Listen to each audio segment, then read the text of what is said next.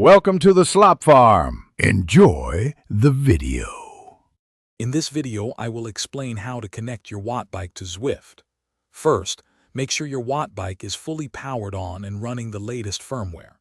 This ensures optimal performance and compatibility.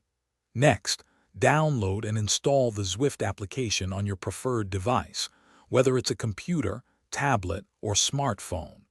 Finally, place your device within a few feet of your Wattbike to establish a strong and reliable Bluetooth connection. Once Zwift is open, log into your account. From the main menu, you will see an option for pairing. Click on this to begin the connection process. Zwift will then search for nearby devices. Look for your Wattbike in the list that appears. It might be identified by its serial number or a unique name. Select it to proceed. After selecting your Wattbike, you will see three connection options. First, connect it as your power source. This sends your wattage data to Zwift. Second, pair it for cadence, which tracks your pedaling revolutions per minute.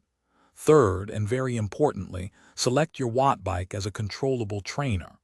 This allows Zwift to automatically adjust the resistance, simulating hills and terrain for a truly immersive experience.